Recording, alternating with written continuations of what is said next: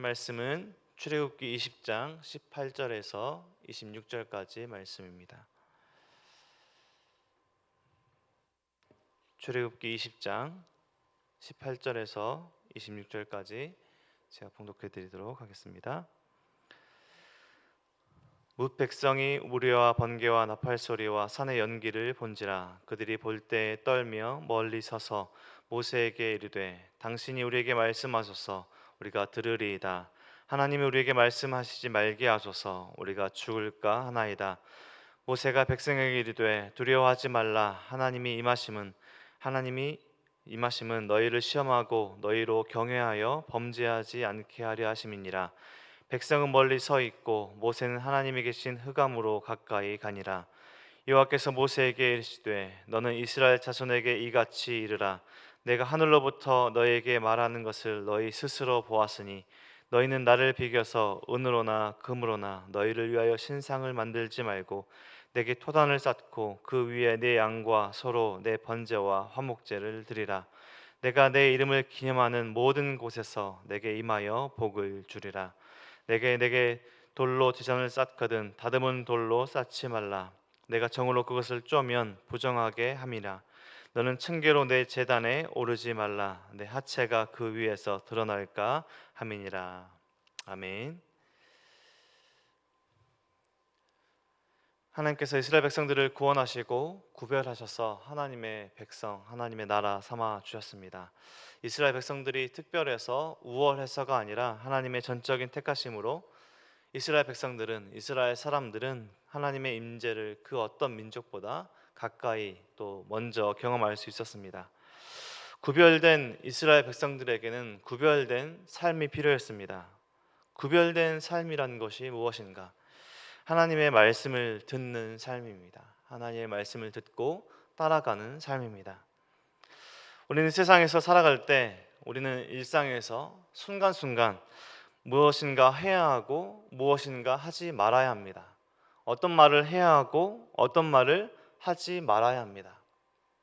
어떻게 우리 순간순간 찾아오는 그 매 순간에 우리 스스로 무엇을 해야 할지 말아야 할지, 어떤 말을 해야 할지 하지 말아야 할지, 우리가 어떻게 순간순간의 그런 선택들 안에 지혜롭게 하나님께서 기뻐하시는 선택들을 하며 살아갈 수 있을까요? 우리 성도님들은 주어진 일상 속에서 수많은 그 선택의 순간 속에서 어떻게 선택하며 오늘을 살아가고 계십니까? 하나님께서 성경을 통해 우리에게 말씀하십니다. 그래서 우리 말씀을 묵상하는 성도들은 내가 무엇을 해야 할지 말아야 할지, 어떤 말을 해야 할지 하지 말아야 할지, 나의 지혜, 나의 생각이 아니라 하나님께서 주시는 지혜, 우리에게 주시는 마음으로 살아가는 사람들입니다. 특별히 십계명을 통해서 하나님 앞에서 또 이웃들과의 삶 속에서 어떻게 살아야 할지를 어제의 본문 십계명을 통해서 말씀하셨습니다.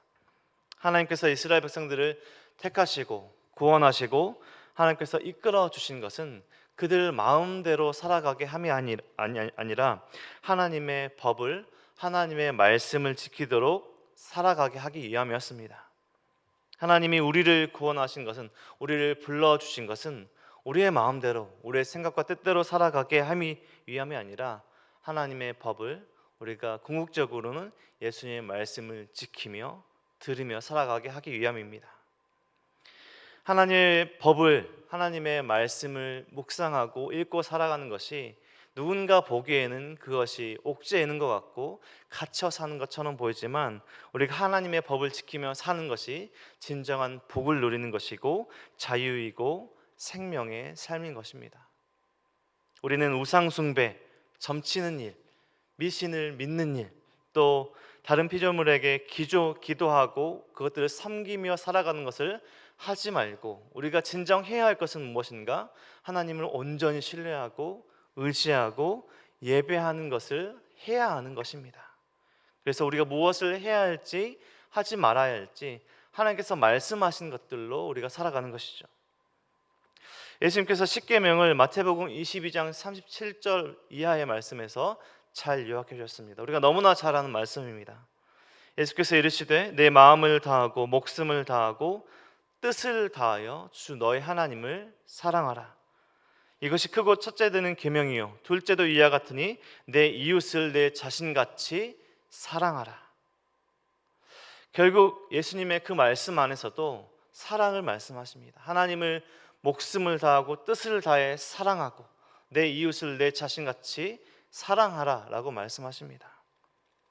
결국 십계명에서도 십자가에서도 말씀하시는 것이 무엇인가? 사랑입니다.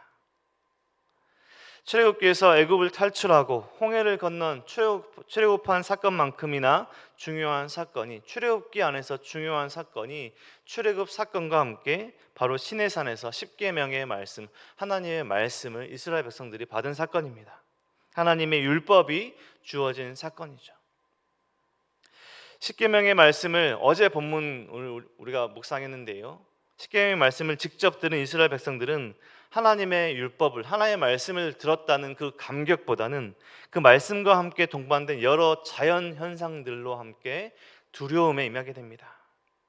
비록 그들은 이곳까지 우리가 잘 아는 불평과 원망의 순간들을 지나서 왔지만 광야를 지나서 왔지만 애굽에서의 10가지 재앙 그리고 홍해를 건너는 큰 기적을 하나님의 능력을 경험한 사람들이었습니다. 그래서 하나님의 임재가 그들에게 죽음이 임하는 것은 아닐까 큰 두려움이 임했던 것입니다.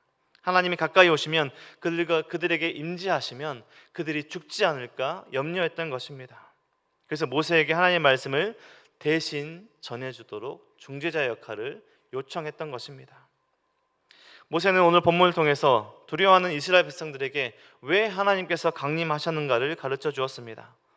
이스라엘 백성들을 시험하고 하나님을 경외함으로 범죄하지 않게 하기 위함이라 말씀하십니다.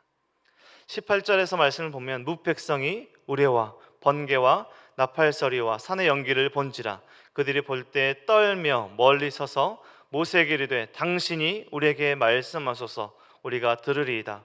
하나님이 우리에게 말씀하시지 말게 하소서 우리가 죽을까 하나이다. 모세가 백성에게 이르되 두려워하지 말라. 하나님의 임하심은 너희를 시험하고 너희로 경외하여 범죄하지 않게 하려 하심이니라. 하나님께서 이스라엘 백성들에게 임하신 것은 결국 그들을 보호하시고자 함이죠. 하나님을 경외하여 범죄하지 않게 하게 그들에게 죄로 나아가지 않게 지키시고자 하나님께서 임하셨다라고 말씀하십니다.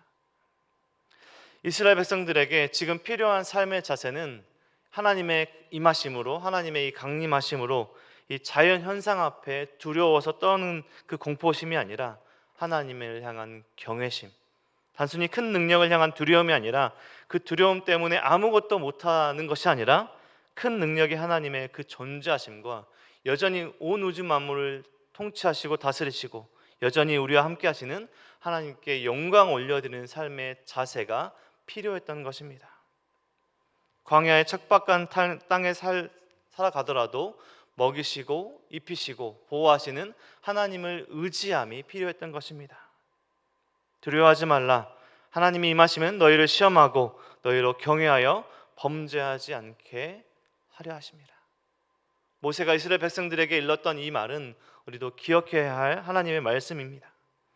성령 하나님이 우리와 함께 하심은 우리가 늘 말씀 앞에 살아갈 때 어떻게 살아가야 할지 우리가 고민하게 하시고 하나님을 경외하게 하고 죄 짓지 않게 하게 함입니다.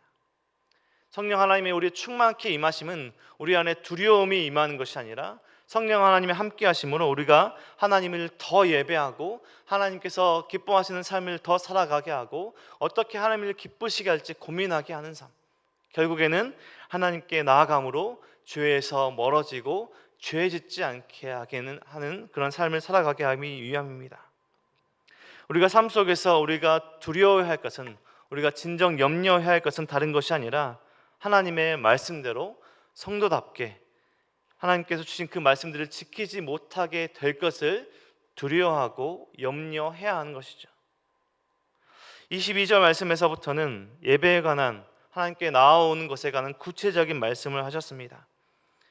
우리가 마음대로 예배 드리는 것이 아니라요, 우리의 생각과 우리의 뜻대로 우리가 하나님 앞에 나가는 것이 아니라 하나님의 말씀대로 하나님께서 원하시는 예배함으로 나아가야 함을 말씀하신 것이죠. 신상을 만들지 말고 우상을 만들지 말고 단을 쌓을 때 인위적인 돌이 아니라 자연적인 돌을 그대로 사용하고 제단에 오르지 말 것을 하나님께서 오늘 본문을 통해서 말씀하셨습니다. 살아계신 하나님은 그 어떤 피조물로도 대체될 수 없습니다. 이것을 계속해서 말씀하신 것이죠.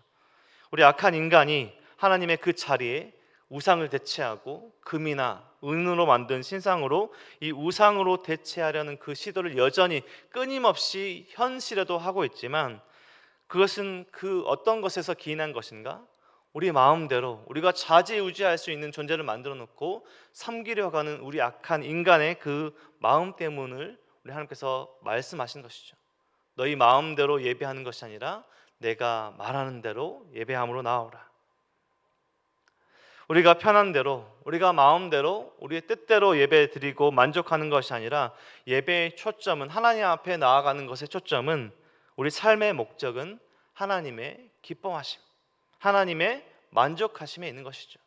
우리를 만족하게 하고자 예배의 모든 것들을 세팅하고 나아가는 것이 아니라 하나님을 어떻게 기쁘시게 할 것인가, 하나님께서 어떻게 말씀하셨고 하나님을 어떻게 만족시켜 드리는 것인가, 우리의 예배 초점이 우리가 아니라 하나님께 있다는 것입니다. 오늘 주신 말씀을 정리하겠습니다. 하나님의 율법을 주신 그 사건, 하나님의 임재를 경험한 이스라엘 백성들은 두려워합니다. 모세를 통해 하나님께서 말씀하십니다. 하나님께서 함께 하심은 하나님을 경외하는 삶을 살게 하기 위함이라고. 우리를 보내신 그 자리에서 우리가 해야 할 일을 오늘 본문을 통해서 알려주십니다.